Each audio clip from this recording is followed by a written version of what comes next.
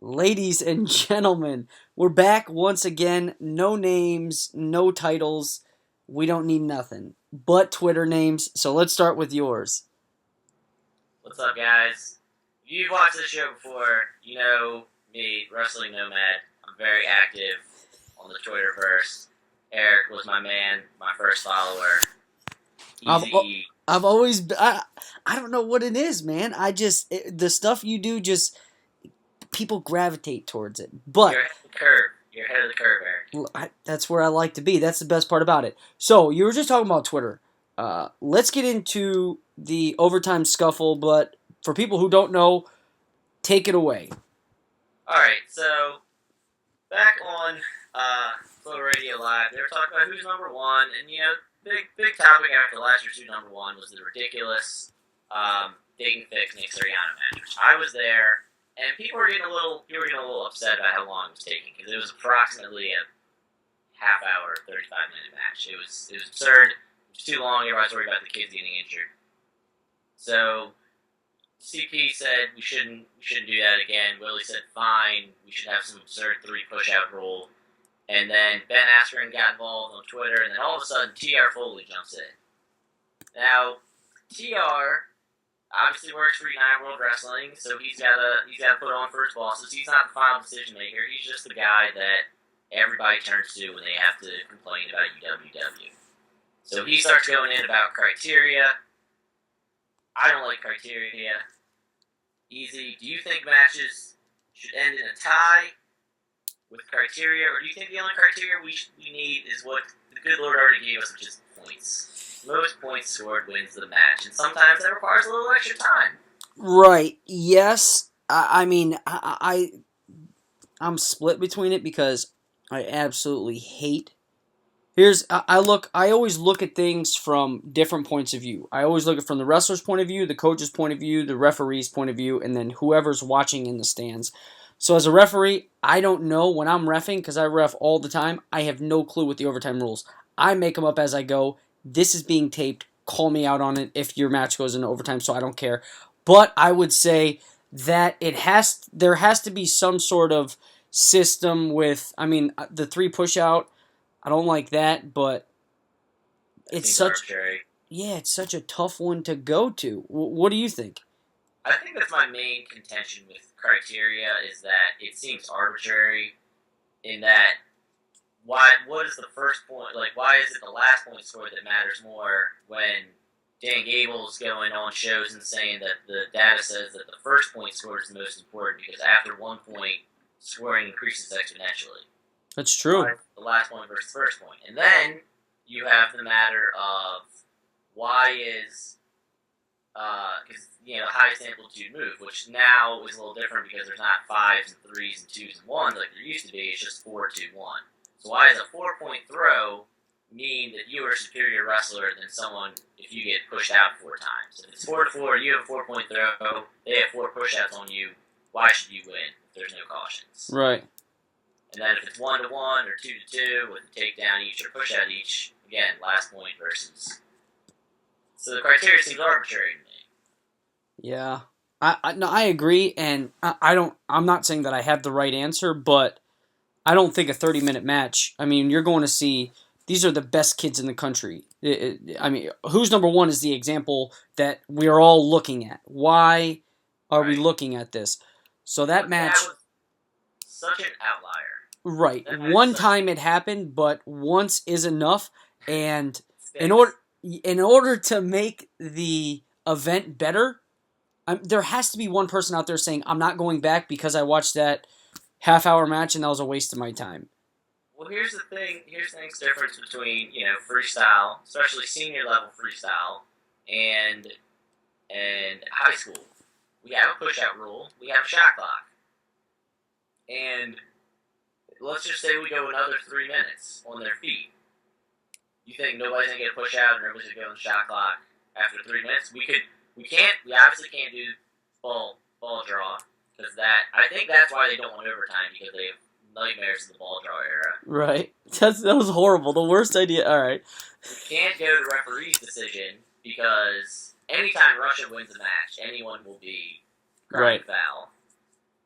So And hold on, wasn't there an argument that that's how the Russians can't wrestle longer than 6 minutes? yeah, So which if you watch the guy who beat Kyle Snyder last year, there's a video. By the way, wrestling nerds, there's a video online of the junior world's wrestle off at 96 kilos for freestyle between the guy who beat Kyle Snyder and the junior Euro champ. Go watch it. It's a great example of this. Russians can't wrestle for more than 6 minutes. hey, that's all you need, right? With this era. Right, that's all you need. So TR's argument is criteria. And this is my problem with TR. This is not a provable point. That criteria discourages matches from ending in a tie because when it's tied, someone's actually winning, so someone's always trying to score. Right. It's not a tie.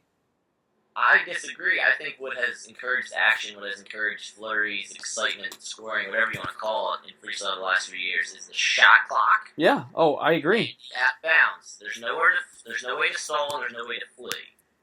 Prime example, James Green and Nick Marable. Nick Marable would have won that 10 out of 10 times under the old rules. Ball draw, the binary code, as Jason Bryan called it, era. Old rules, binary code, yes. 10 out of 10. There's no way. But, I mean, every freestyle, Greco, folk style, whatever style you're wrestling, at the end of the day, points need to be scored. And you can kind of say it's towards, I mean, the referees, that's their job. When I ref, I'm adamant that I call, if I see a kid backing up, one shot, boom, you back up again, another shot, boom, you back up, you're getting hit. So I know you can't call stalling in freestyle, but maybe it's on the referees. Start taking these matches. You could stop the match. You know, they do it all the time. If there's a stalemate, if there's interlocking hands to stop the match. So and then blood round. Tom Bernowski from Blood Round, he talks about straight arm blocking. When he's refereeing, he's saying anything from straight arm blocking, he's gonna call stalling on because there's no setups from straight arm. There's setups from underhooks, there's setups from front head, but if you're straight arm blocking, you're stalling. I think he had the best point about this whole overtime argument, which is the tweet was something to the effect of, I would hate to see a gold medal match decided 2-2 on criteria. True. Which is the single most important thing, and lots of people talk about this all the time. Flow guys talk about this. I hear this talked about all the time from people all across wrestling. When the lights are on, that's when you want your product to be at its best. NCAA finals, gold medal matches in the Olympics, and if the only time someone sees wrestling is gold medal final and it's 2-2 and someone's hand gets raised, what does that say? Somebody's going to be confused. And if it takes you the entire length of the match to explain criteria, right, then you just missed commentating the whole match. And I'm trying to think, who was it? Was it Dan Dennis and Kendrick Maple? And Dan Dennis didn't think he was somebody. Well, John Anderson, Jordan Holm, Greco trials, same thing happened. Anderson gave a fist bump because he thought he won. Hey, where's he from? It's a serious question. Ocean John Lakes Anderson, High School? Virginia Beach, right? Ocean Lakes High School, Virginia Beach, Virginia. Ocean Lake, it goes Kellum, Ocean Lakes. Are you saying there's a conspiracy against Ocean Lakes like there's a conspiracy against Michigan? No. John Reeder and Brent Metcalf at Worlds and all these guys getting bad calls in freestyle? Oh, no, I'm just had to throw it out there. I was reading an article the other day about it, about him. But let's... He's a great American hero, man. After watching him at Pan Am's, he was so excited to watch Pan Am's. Yeah, definitely, for sure. I mean, he's up there in age, too. He graduated, I want to say, 04, 05 from high school. Yeah. Maybe even before that. That's the craziest part about this. But like 107 dog years. Yeah, almost. All right, so let's jump to Tarvel. Get hurt. Yeah. Go ahead, easy. No, you're good. Speculation is... For the freestyle wrestling nerds, there's going to be a lot of guys out from World Championships, it looks like. Togor Lazarov, Olympic level medalist from Azerbaijan, is probably going to be out. Reza Yazdani, the leopard Joy Bar, looks like he's going to be out. And that doesn't matter to a lot of American fans. But to American fans, Tervel's going to be out. And Tervel has probably been our second best wrestler over the past 6 or 7 years. Who are you saying's first? That was JB. I'm just giving you a hard time. Easy. What do you think about Tervel being out? Are we gonna notice a drop off? Here's the deal. Do I have an issue? First, I don't have an issue with Zach Ray wrestling. I do have an issue with him just getting to Twitter yesterday. Huge issue there. He fixed that. Him wrestling. Is it going to be the same caliber of wrestling that we're going to see out of Tervel? Absolutely not, because he's a 25-pounder stuck in a heavyweight's body. That's how I look at him. I love watching him wrestle because he can get to his offense, which you don't see out of Zach Ray. For example, you're looking at the finals of the World Cup. Your country needs you. What do you need is a takedown. So here's how I look at it. When your country needs you, can you get a takedown? You can't do it. World Championships, what's going to happen? He's going to need to get a takedown. Is he going to be able to do it? I'm going with no. He cannot get to his offense, so there will be a severe drop-off in the caliber of wrestling. Do I think Now, here's another thing that I wanted to bring up. I was thinking about this today. Do you go to the World Championships as if you're Tervel and wrestle hurt for your country and think about a World Championship, or do you get the surgery now and think 12 months from now? I think he was so hurt that it didn't matter, because I was saying this as far back as the World Cup.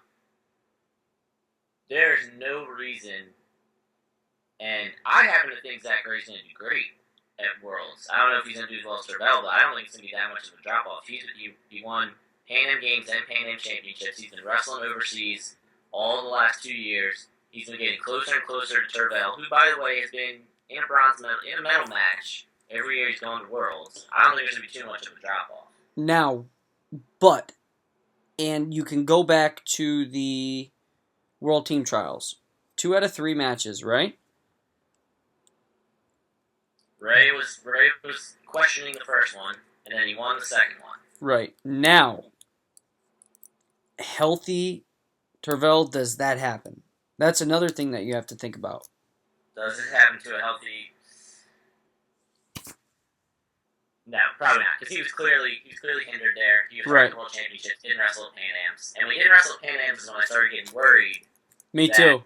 Was he going to be able to go for Worlds? Same thing with Ramos. Now, I haven't heard anything about Ramos being hurt, but I mean, you know what? I tried not to put 2 and 2 together there too. I thought the same thing. I knew Tervel had an injury, and you know Iowa, they're good at wrestling. They're good at getting wrestling matches before football games. We're gonna bring that up after. Yeah, after this. After freestyle, we'll get to that. Yes, but you know what? I tried not to put 2 and 2 together because I saw his anniversary was like the day after Pan Am's or something like that. You don't think he was in? Yeah, because he was posting videos on his Instagram. Yeah. The day they announced it, he was posting videos on Instagram of him dicking around at the Hawkeye golf outing. Yeah. No, so I was like, if he's hurt, he's not golfing. He's got a hangnail. Yeah. Or his pinky toe hurts. Right. And, I mean, you got to give your body time to rest. You got the World Championships coming up. What does Pan Am's mean? You know, do you sacrifice it? I don't. Well, and that's the thing. The USOC cares a lot about Pan Am's, but ultimately it wasn't a qualifier for Rio. Right. It's in Toronto, so obviously it's not home field advantage, but it's close enough where you can send a second or third level guy and not have that much of a drop off. Which I thought was weird they sent Escobedo instead of Cologne, because Cologne was second on the ladder. Escobedo, by the way, the last 2 major tournaments he's wrestled in, Pan Am Games and World Championships, were both because someone was hurt, was out because Ramos dropped out, and then Obi Blanc, when he pissed hot and failed the test. Yeah. I was actually just looking at his Instagram yesterday. Obi Blanc. I totally forgot about him. But he's back. He is back. He got kind of screwed at that. Was it the Spanish Grand Prix where they went to, and the three Americans were all clumped together? It was like Pirelli, Nico, and Obi were all in one little foursome. I'll have to look. That's ridiculous. UWW, stop with your stupid random draws. If you're not going to seed, at least separate. If it's a multi-nation tournament, at least separate the guys from the same nation so they don't meet in the first 2 rounds. Right. That's all we ask. Except for Eurasian when there's like 38 Russians entered and 4 guys from different countries. Then it's okay. All right, let's jump next. And we got... Do you want to go through world predictions before we get to... world predictions real quickly? Do I... It's too early.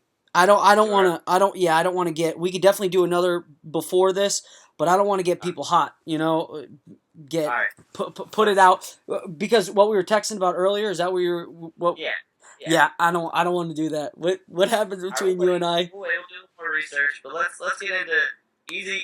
Easy was a college wrestler. Easy loves his folk style. He covers college. So let's do a little college talk. What before we get into that? Ed Ruth, David Taylor. Oh yes, one last freestyle thing. That's the question? Does David Taylor bump up? Yes or no? Go. I don't know what Kale's talking about that. David Taylor has all this weight to put on. He looks like a perfect 163 to me. I don't know, man. You look at those other guys. What do you say? I guess Herbert is the same size, same height as Taylor. You think that's about right? I don't know. So you're saying David Taylor's going to look like how Ed Root or Jake Herbert looks right now? No. I don't think he has that. He's always been tall and skinny. That's always been his thing. It's always been his frame. He's been the lanky, even back when he was at Graham. He was always that lanky 106. I know he grew, Yeah, exponentially. But I think his growing has been done for a few years. All right. So I can care less about David Taylor and Jake Herbert. Put David Taylor and Ed Ruth on a mat together. Charge $1. Charge $1? Charge $1. I'm telling you. Flo gets 250,000 views on some of their videos. Tell me 10,000 people wouldn't watch that. You do it Flo Premier League? Yeah, something like that. So you do Flo Premier League. Do you do it at Bryce Jordan? Do you do it at Penn State? Gosh. Aegon. I mean, you can go anywhere. All I want to see is these two wrestling. You always... the question I had coming into this season is who's going to step up for Penn State, or coming into last season, who's going to step up for Penn State with those guys gone? I mean, those were their 2 leaders for 5 years. 200 points at NCAA's between the 2 of them. Yep. It was like 100, or 198, something like that. All right, if they wrestle, Ruth washes it. I think so too. But right. I love the Magic Man. I've got his socks. I defend him all the time in saying that when there's Dake versus Taylor arguments, yes, Kyle Dake beats David Taylor, is beating him every single time since they've been in college. But Taylor's going overseas. Taylor's doing camps. He's got a shoe deal. He's working with the Diaz. He's working with Flips. He's working on his masters. I think he's going to be an AD. I think his ultimate is he's going to be an AD, which that would be great for the sport of wrestling. Absolutely. All right. By the way, speaking of wrestlers being AD, shout out to Matt Maloney for becoming assistant AD at Penn. That's huge. Yeah. Good guy. Him, his brother Derek, good kid too. Yeah. All right, what you got for me? We got to wrap this up. We're at 19 minutes. I feel like talk about this absurd Iowa. Tom Brands is insane. Tom Brands is insane. What are we gonna do? How are we gonna beat Penn State's record that they stole from us? We're gonna put it in a football stadium in the middle of November in Iowa. They're gonna need to do this thing in a greenhouse, easy. What are they gonna do? I don't. Okay. Do I love it? Yes. Okay, I love the concept. I don't actually know average temperature. It's going to be in the 40s. It's going to have to be in the 40s. You tell me I'm wrestling in 40 degrees in front of 40,000 people. Those people better have hot breath because you are not catching me in 40-degree weather in a singlet. Have you ever played tackle football? Like just pick up football. Yeah. When after it snowed and the ground feels like ice and you get tackled and you're like, all right, I'm good.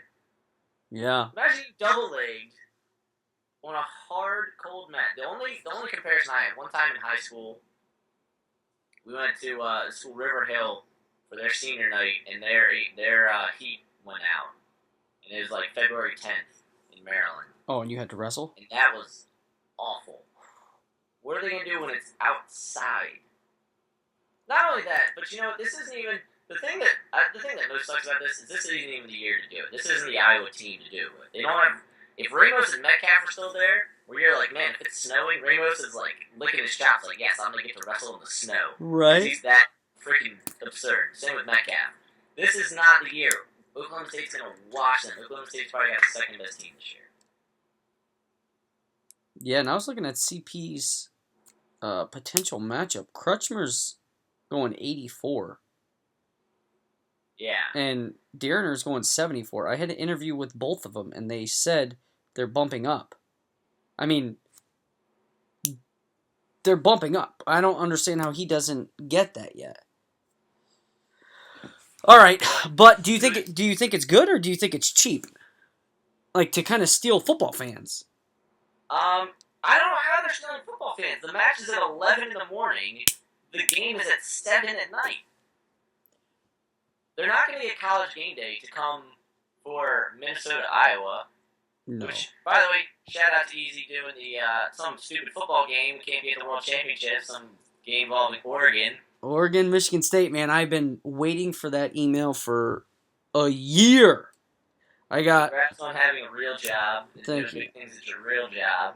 So I got. Letting our messengers down. Yeah, what do I got? I got. But here's the thing. Here's the thing with this Iowa match.